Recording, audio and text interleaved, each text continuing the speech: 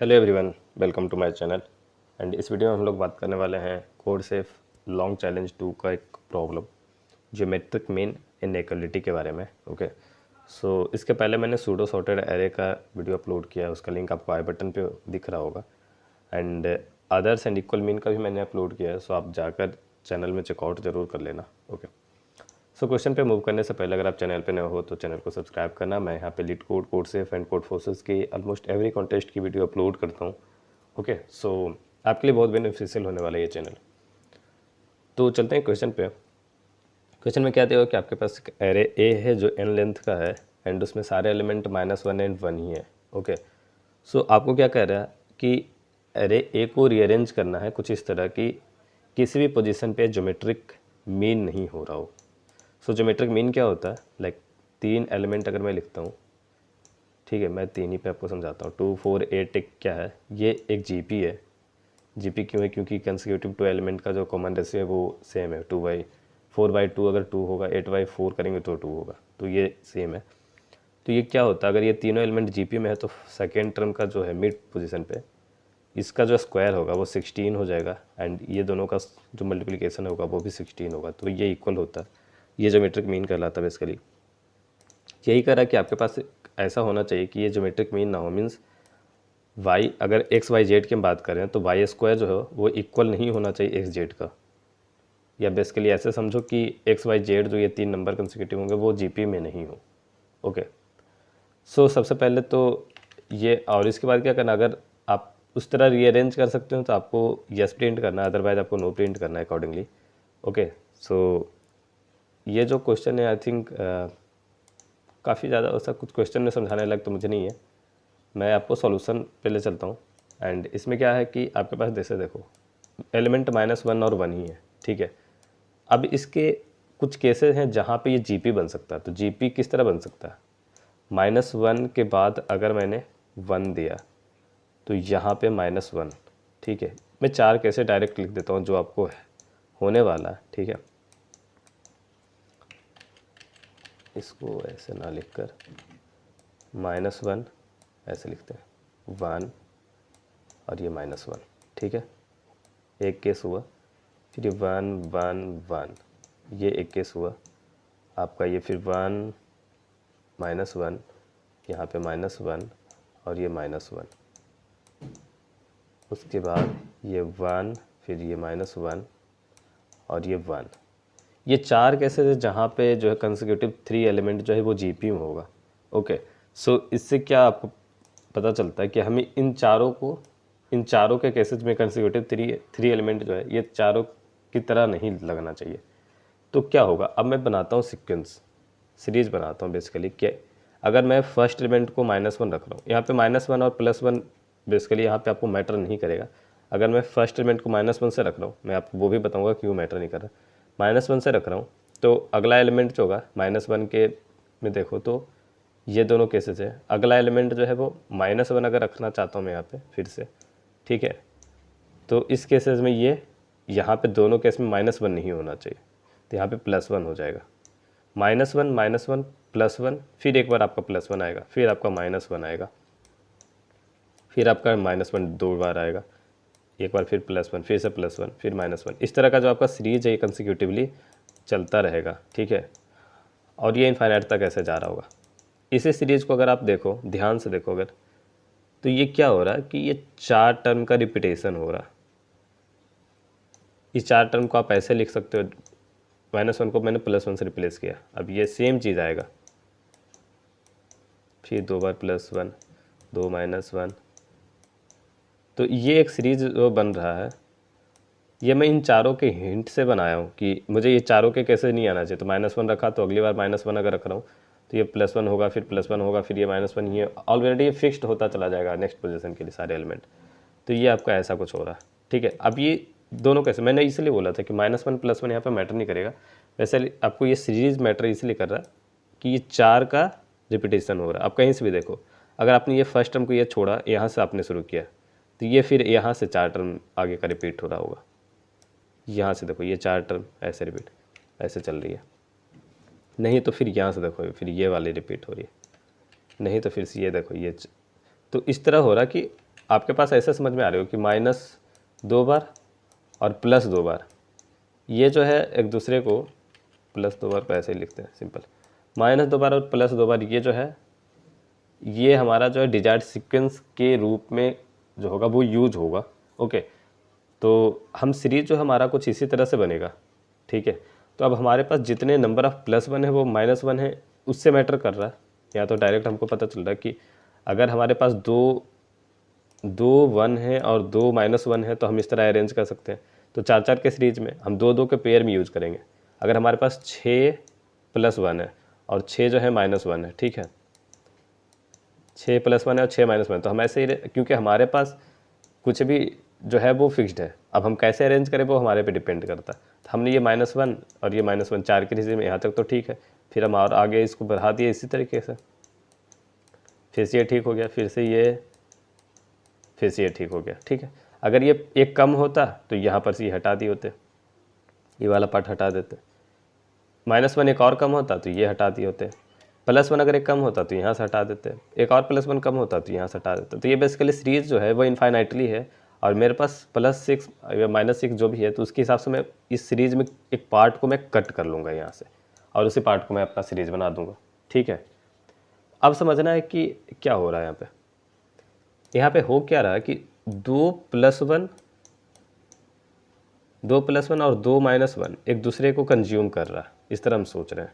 ठीक है, तो अगर हमारे पास 6 + 1 है तो हम इससे पता चलेगा कि हमारा 3 ब्लॉक बनेगा, ऐसा 3 ब्लॉक बनेगा।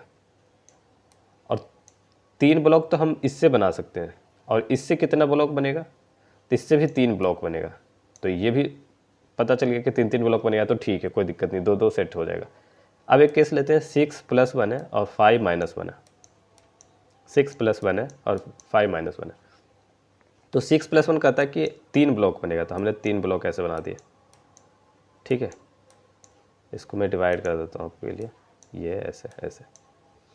अब है 5 कह रहा है 5/2 में करूँगा, तो ये कहता है कि 2 ब्लॉक ही मैं कंप्लीट कर पाऊँगा, उसके बाद में कुछ बच जाएगा जो थर्ड ब्लॉक कंप्लीट नहीं कर पा रहा। ठीक है, तो थर्ड ब्लॉक कंप्लीट नहीं कर पाया तो कोई बात नहीं, 2 ब्लॉक ये कंप्लीट कर रहा, तो ये 2 ब्लॉक ऐसे कंप्लीट कर दिया। उसके बाद कितना बच रहा है, ये 1 बच रहा है, तो ये 1 टाइम बच रहा है, ऐसा हो रहा है। तो मैं बस ये करूँगा कि कितने ब्लॉक को +1 जो है वो कंज्यूम कर रहा, मतलब क्रिएट कर पाएगा, और उस उतने ब्लॉक में से -1 को अगर हम फिल करने लगे तो कितनी टाइम्स मैं फिल कर सकता हूँ, वो मुझे चेक करना है। क्योंकि +1 और -1 यहाँ पे लाइक अल्टरनेटिव पे है, तो अगर मैं इसको क्या करूँ, इसके लिए क्या करता हूँ, मैक्सिमम रख लेता हूँ। ठीक है, यहाँ पे अगर मैं +1 मैक्सिमम होगा तो मैक्सिमम उसकी वैल्यू आ जाएगी, और मिनिमम जो होगा अगर -1 यहाँ पे है, जैसे यहाँ पे मैंने मान रखा था कि +1 जो है मैक्सिमम है, हो सकता है -1 की वही फिक्स्ड पोजीशन, तो ये सीरीज जस्ट थोड़ा सा रोटेट हो जाएगा। ओके, तो मैक्सिमम में क्या रखूँगा, मैक्सो इन दोनों की वैल्यू, +1 कितनी और -1 कितनी, उसकी मैक्सिमम वैल्यू। मिनिमम में रखूँगा इन दोनों की मिनिमम वैल्यू, इससे निकालूंगा कि ये कितने ब्लॉक को क्रिएट करेगा। ठीक है, एक जो होगा, जो बड़ा होगा वो क्रिएट करेगा हमेशा ब्लॉक, उतने ब्लॉक मुझे चाहिए। मिनिमम जो होगा वो फिल कर रहा होगा, तो ये कितने ब्लॉक को फिल कर रहा होगा। अब ये भी हो सकता है कि प्लस जो मैक्सिमम है वो 7 हो, तो ये इसने 3 ब्लॉक करने के बाद ये चौथा क्रिएट कर दिया होगा था एक ही के साथ, ज़रूरी नहीं कि 2 ही किया होगा। ठीक है, तो ये मैं देखूंगा कि कितने ब्लॉक क्रिएट कर रहा, तो ये क्रिएट करने के बाद फिर इसकी भी रिमेनिंग देखूंगा, एंड ये रिमेनिंग फिल करने के बाद इसकी भी रिमेनिंग देखेंगे। ठीक है, तो उसके बाद अब देखो रिमेनिंग बचे हुए में कितना हो सकता है। मैं मान लेता हूँ कि यहाँ से nth ब्लॉक तक हमारा दोनों के दोनों फिल है, nth कोई ब्लॉक होगा जहाँ तक दोनों फिल है, तो उसके बाद क्या बचता है, मैं एज्यूम कर रहा हूँ मैक्सिमम को हमेशा 1 के लिए। आप समझ रहे हो, 1 और -1 यहाँ पे जो है वो प्रॉब्लम नहीं कर रहा, जस्ट रिप्लेस करना है, जस्ट ये आप बाइनरी जैसा समझ सकते हो 0 और 1 के लिए। ठीक है, अब देखो बचने के बाद हमारे पास पॉसिबिलिटी ये हो सकता है कि एक एम्प्टी ब्लॉक बनेगा, मतलब हमारा सारा का सारा कंज्यूम हो गया। जैसे ये 6 था तो 6 हमारा 3 ब्लॉक में कंज्यूम हो गया। ऐसा हो सकता है कि 1 एक बच रहा हो, ऐसा हो सकता है आपके पास 1 के बाद 1 बच रहा हो, 1 के बाद -1 नहीं आएगा। आप समझ रहे हो, सीरीज वो नहीं कर रहा, 2 + 1 के बाद ही -1 आएगा। ठीक है, और अगर ये हुआ, आप कहोगे कि ये भी हो सकता है, बट ये अगर हुआ तो ये ब्लॉक वाले ऊपर में ही कंटेन हो गया, तो ये वाला केस यहाँ पे नहीं देखना, क्योंकि जब हम डिवाइड बाई 2 करेंगे तो ये बताएगा कि लाइक यहाँ पर अगर 3 आएगा तो इस केस में 4 आएगा आंसर, तो ये वाली पॉसिबिलिटीज नहीं है। रिमाइंडर अगर हम देख रहे हैं तो या तो 0 होगा, 1 होगा, इसमें डबल वन होगा, इसमें डबल वन के साथ माइनस वन होगा, ठीक है। तो इसमें क्या हम समझ रहे हैं कि जो रिमाइंडर है मीन्स मैक्सो परसेंटेज 2 जो देख रहे हैं वो मैक्सिमम है मीन्स 1 है, वो 0 हो सकता है, 1 टाइम हो सकता है या 2 टाइम हो सकता है, मीन्स ये लेस देन इक्वल टू 2 पे जाएगा। और जो मिनिमम है जिसको -1 यहाँ पे देख रहे हैं, ठीक है, मिनिमम परसेंटेज 2 जो है वो अपना या तो 0 होगा इस केस में, या तो सॉरी हाँ यहाँ से यहाँ तक में 0 होगा, इस केस में -1 होगा, तो ये लेस देन इक्वल टू 1 होगा, ठीक है। मैं फिर से बोल रहा हूँ कि मैक्सो को मैंने एज्यूम किया कि इसमें जो है वो उन दोनों की मैक्सिमम हो गया, और इस केस को मैं समझाने के लिए यहाँ पे 1 की जो काउंटिंग है उसको मैंने मैक्सिमम एज्यूम कर रखा है एंड -1 की काउंटिंग को मिनिमम एज्यूम कर रखा है। ये आपको अगर डिफ़िकल्ट लगता है तो ये वाला आप समझो यहाँ पे, जब मैंने जस्ट प्रीवियस समझाया था कि सीरीज़ जो है वो कहीं से भी शुरू होगी, किसी भी तरह जा सकती है आगे। सो इनफाइनाइट सीरीज़ है, आप यहाँ से यहाँ तक कट कर लो, यहाँ से यहाँ तक कट कर लो, जैसे भी। तो -1 और +1 यहाँ पे सीरीज़ को इफेक्ट नहीं करेगा, ठीक है, इनफाइनाइटली सीरीज़ है और ये इनफॉर्मली बटा हुआ है उस केस में। तो अब मैं कोड से समझाता हूँ, इसी चीज़ को मैंने कोड में किया है। 1 और -1 नाम के वेरिएबल रखे हैं, इनपुट लेते के साथ ही मैंने उसको काउंट कर लिया 1 कितनी है और -1 कितनी है, ठीक है। मैक्सिमम में मैंने इन दोनों की maximum variable value and minimum इस दोनों की मिनिमम वेरिएबल रखी है। अब मैं कह रहा हूँ कि मिनिमम कितना फिल होगा, तो मिनिमम इतने ब्लॉक ये फिल कर पाएगा, ठीक है।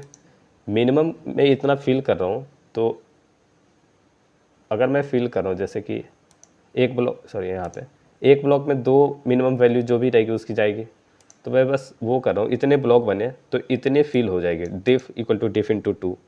अगर 3 ब्लॉक बने तो 6 +1 या -1 6 कंज्यूम हो गए, तो 6 मैंने घटा दिए दोनों में, इस तरह डिफरेंस जो अपना होगा यहाँ पे, ये दोनों को मैंने घटा दिया। उसके बाद रिमेनिंग जो बच रहा, ठीक है, रिमेनिंग बच रहा, तो बेसिकली मिनिमम जो होगा वो या तो 0 या तो 1 होना चाहिए। हमने देखा था यही 4 केसेस है मिनिमम वाले में, या तो 0 या तो 1 होगा, और मैक्सिमम जो होगा ये 0 1 2 हो सकता है। तो मिनिमम या तो 0 या तो 1 है, और उसके साथ मैक्सिमम जो है या तो मतलब लेस देन इक्वल टू 2 है, 0 1 2, तो इस केस में सिर्फ यस होगा, अदरवाइज ये नो होगा और नो ही लास्ट तक जाएगा। अगर मिनिमम जो है उससे भी ज़्यादा कोई वैल्यू रहती है तो, ठीक है। आपको मैं इसी चीज़ के लिए टेस्ट केस एक लेके आपको एक्सप्लेन करता हूँ, आई थिंक उसमें ज़्यादा बेटर समझ में आएगा। 6 में जो ये यस हो रहा, तो यहाँ पे काउंटिंग देखिए, 1 की 2 टाइम्स है और -1 की 4 टाइम्स है। तो अगर मैं 1 की काउंटिंग देख रहा हूँ तो 2 है, और -1 की काउंटिंग जो है वो 4 है, ठीक है। तो यहाँ पे अगर मैं देखूँ, ये कह रहा है 2 ब्लॉक बनेगा।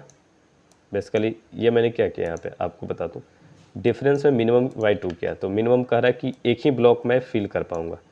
तो एक ब्लॉक अगर मैं फिल कर पाऊँगा इसके हिसाब से 1 के हिसाब से, ठीक है, ये मैक्सिमम है, मीन्स प्रायोरिटाइज हो गया कि ये वाला जो है केस शुरू होगा मैक्सिमम वाली जो वैल्यूज़ के साथ। ये कहता मैं 1 ब्लॉक को फिल कर पाऊँगा, तो 1 ब्लॉक को फिल कर दिया, ये 1 ब्लॉक फिल कर दिया, ठीक है। इसके साथ 2 कंज्यूम हुआ, तो 2 इसमें भी मैंने घटाया क्योंकि 2 कंज्यूम हुए, और यहाँ पर भी 2 घटाया, वही मैं कर रहा हूँ यहाँ पे, 2 मिनिमम में घटाया और 2 मैक्सिमम में घटा दिया, ठीक है। अब ये कहता है कि 2 घटाने के बाद हमारा 2 रिमेनिंग और बचता है, और ये कह रहा है कि 0 बच गया, ठीक है। अब हमने बस वही चेक कर लिया, अगर मिनिमम वाला जो बचा हुआ है वो 0 या 1 है, और ये जो है वो 2 या 2 से कम है, तो हमारे पास एक केसेस होगा, और ये अगर बच रहा है तो हमारा क्या होगा, -1 ये बच जाएगा, नहीं तो फिर ये मतलब ये इन चारों में से कोई एक केसेस हो रहा होगा। तो बेसिकली वही मैं यहाँ पे इफ एल्स वाले में चेक कर रखा हूँ, ओके। सो आई होप कि आपको वीडियो सॉल्यूशन समझ में आया होगा इसका। किसी पॉइंट पे अगर आपको किसी भी तरीके का डाउट रिमेन अगर है तो आप मुझे कमेंट में बताओ, एंड अगर वीडियो में आपको कुछ लगता है कि आपको यहाँ पे मुझे इम्प्रूवमेंट करने की ज़रूरत है, तो आप वो भी मुझे बता सकते हो, सजेशन दे सकते हो आप अपना, ओके, फीडबैक दे सकते हो। वीडियो अच्छी लगी तो लाइक करना, चैनल पे नए हो तो सब्सक्राइब करना, and one more thing, question का लिंक एंड कोड का लिंक आपको नीचे डिस्क्रिप्शन बॉक्स में मिल जाएगा, ओके। सो आप ज़रूर जाकर आप चेकआउट करो। बाकी मिलते हैं अगले वीडियो में, टिल नाउ बाय बाय।